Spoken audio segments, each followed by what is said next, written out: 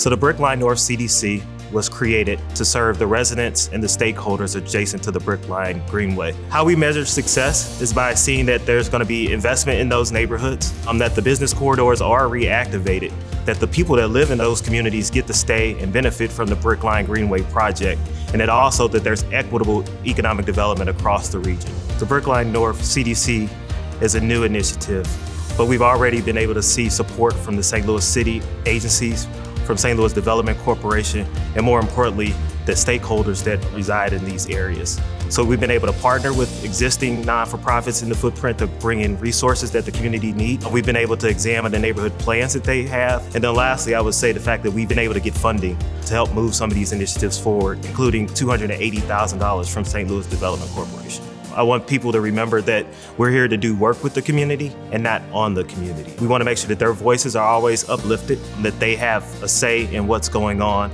and that this organization is here to support them and move their neighborhoods forward.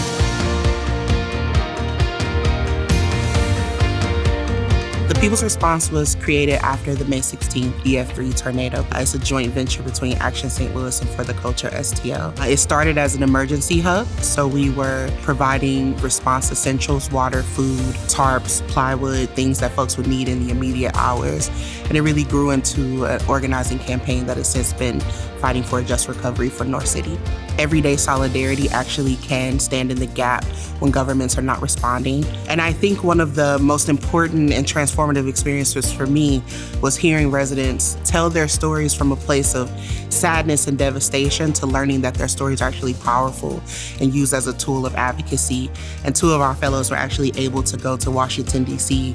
to testify in front of Congresspeople and U.S. senators about what North City needs long term. Our region's success depends on the stability of North City and those families being able to thrive. Action St. Louis didn't do this alone. So many everyday people, so many small organizations stretched themselves to stand in the gap.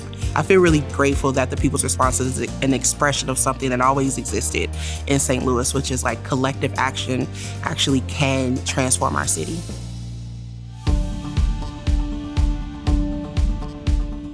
We're an environmental justice focused philanthropic entity. We only fund environmental justice work.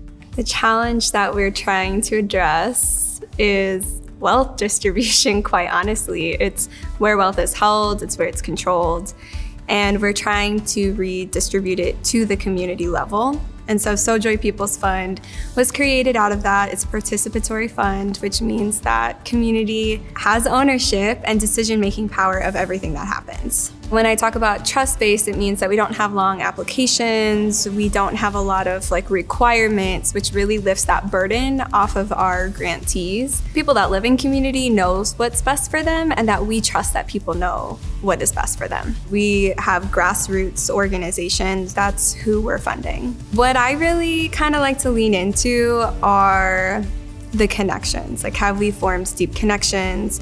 Have we lifted the environmental justice ecosystem in St. Louis? Is it strong enough to respond after a tornado? Is it strong enough to respond after the next environmental disaster that we will inevitably have? I think that's really the marker of if we're successful.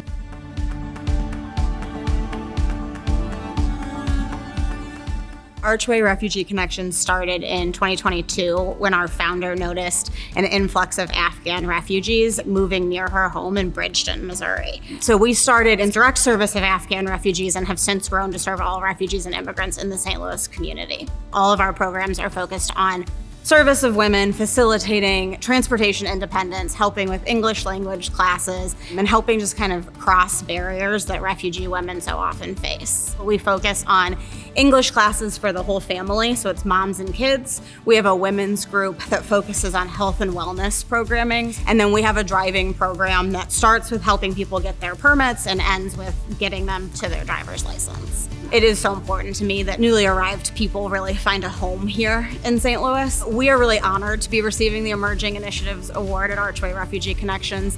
It shows us that we are making those connections with the city, with the people in the city that are so important to the service of the clients that we serve.